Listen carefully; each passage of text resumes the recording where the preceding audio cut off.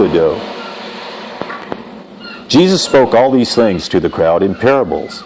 He did not say anything to them without using a parable. So was fulfilled what was spoken through the prophet.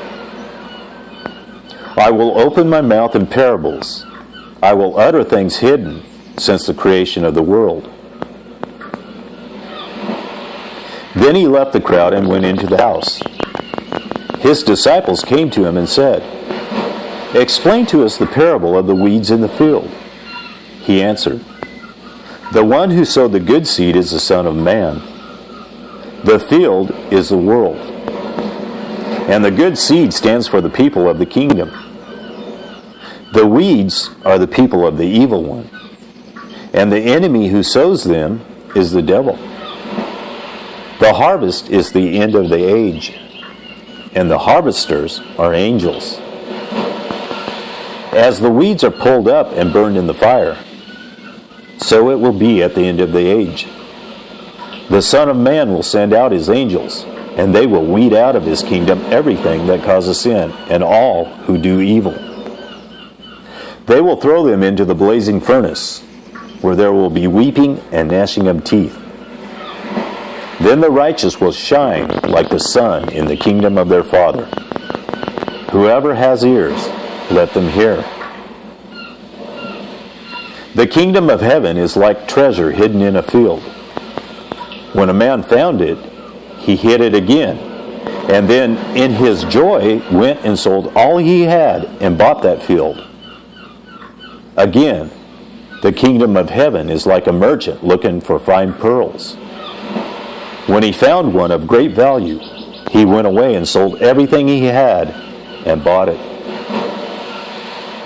Once again, the kingdom of heaven is like a net that was let down into the lake and caught all kinds of fish. When it was full, the fishermen pulled it up on the shore. Then they sat down and collected the good fish in baskets, but threw the bad away. This is how it will be at the end of the age. The angels will come and separate the wicked from the righteous, and throw them into the blazing furnace, where there will be weeping and gnashing of teeth.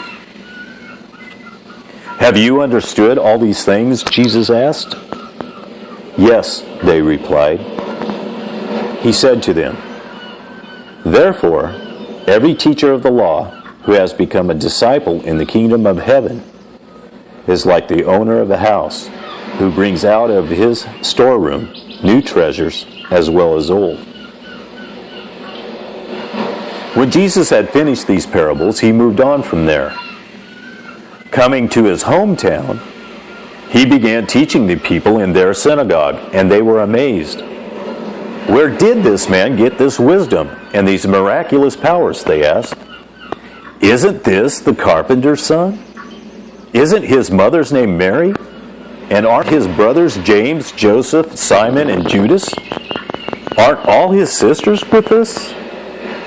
Where then did this man get all these things? And they took offense at him. But Jesus said to them, A prophet is not without honor, except in his own town and in his own home. And he did not do many miracles there because of their lack of faith. At that time, Herod the Tetrarch heard the reports about Jesus, and he said to his attendants, This is John the Baptist. He has risen from the dead. That is why miraculous powers are at work in him. Now Herod had arrested John and bound him and put him in prison because of Herodias, his brother Philip's wife.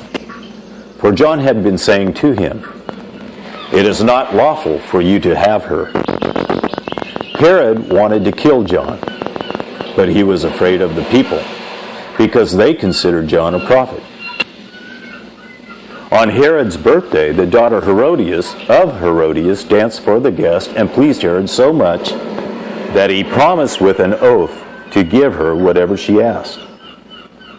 Prompted by her mother, she said, Give me here on a platter the head of John the Baptist.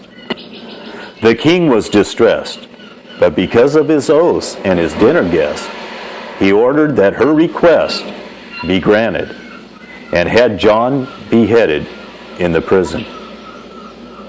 His head was brought in on a platter and given to the girl, who carried it to her mother. John's disciples came and took his body and buried it. Then they went and told Jesus. When Jesus heard what had happened, he withdrew by boat privately to a solitary place. Hearing of this, the crowds followed him on foot from the towns. When Jesus landed and saw a large crowd, he had compassion on them and healed their sick. As evening approached, the disciples came to him and said, "This is a remote place, and it's already getting late. Send the crowds away so they can go to the villages and buy themselves some food." Jesus replied, "They do not need to go away.